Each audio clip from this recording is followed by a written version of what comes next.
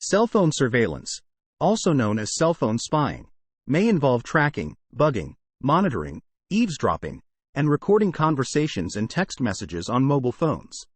It also encompasses the monitoring of people's movements, which can be tracked using mobile phone signals when phones are turned on. Mass cell phone surveillance. Stingray devices. Stingray devices are a technology that mimics a cell phone tower, causing nearby cell phones to connect and pass data through them instead of legitimate towers. This process is invisible to the end user and allows the device operator full access to any communicated data. This technology is a form of man-in-the-middle attack. Stingrays are used by law enforcement agencies to track people's movements and intercept and record conversations, names, phone numbers, and text messages from mobile phones. Their use entails the monitoring and collection of data from all mobile phones within a target area. Law enforcement agencies in Northern California that have purchased Stingray devices include the Oakland Police Department, San Francisco Police Department, Sacramento County Sheriff's Department, San Jose Police Department, and Fremont Police Department. The Fremont Police Department's use of a Stingray device is in a partnership with the Oakland Police Department and Alameda County District Attorney's Office. End-to-end encryption such as Signal protects traffic against Stingray devices via cryptographic strategies. Tower dumps. A tower dump is the sharing of identifying information by a cell tower operator, which can be used to identify where a given individual was at a certain time. As mobile phone users move, their devices will connect to nearby cell towers in order to maintain a strong signal even while the phone is not actively in use. These towers record identifying information about cell phones connected to them, which then can be used to track individuals. In most of the United States, police can get many kinds of cell phone data without obtaining a warrant. Law enforcement records show police can use initial data from a tower dump to ask for another court order for more information, including addresses, billing records, and logs of calls, texts, and locations. Targeted surveillance. Software vulnerabilities. Cell phone bugs can be created by disabling the ringing feature on a mobile phone, allowing a caller to call a phone to access its microphone and listening. One example of this was the group FaceTime bug. This bug enables people to eavesdrop on conversations without calls being answered by the recipient. In the United States, the FBI has used roving bugs, which entails the activation of microphones on mobile phones to the monitoring of conversations. Cell phone spying software. Cell phone spying software is a type of cell phone bugging, tracking, and monitoring software that is surreptitiously installed on mobile phones. This software can enable conversations to be heard and recorded from phones upon which it is installed. Cell phone spying software can be downloaded onto cell phones.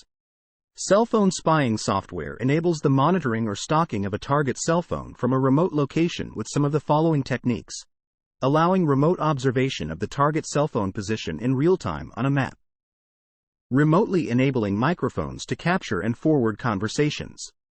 Microphones can be activated during a call or when the phone is on standby for capturing conversations near the cell phone. Receiving remote alerts and/or text messages each time somebody dials a number on the cell phone. Remotely reading text messages and call logs. Cell phone spying software can enable microphones on mobile phones when phones are not being used, and can be installed by mobile providers.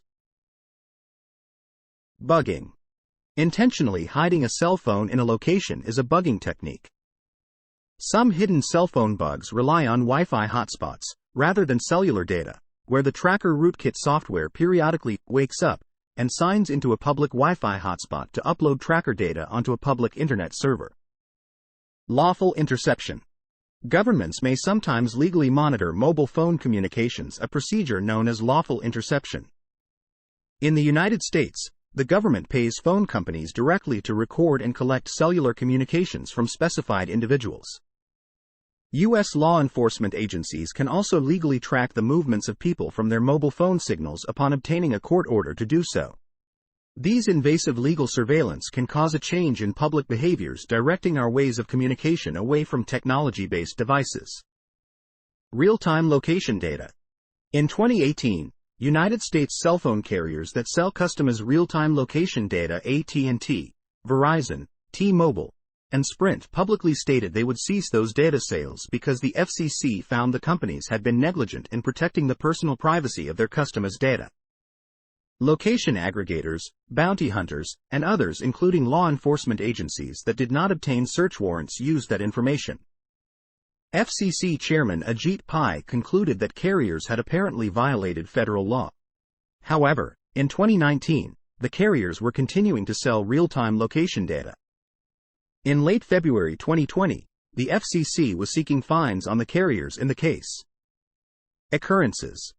In 2005, the Prime Minister of Greece was advised that his over 100 dignitaries and the mayor of Athens' mobile phones were bugged. Kostas Salikidis, a Vodafone Panaphone employee, was implicated in the matter as using his position as head of the company's network planning to assist in the bugging.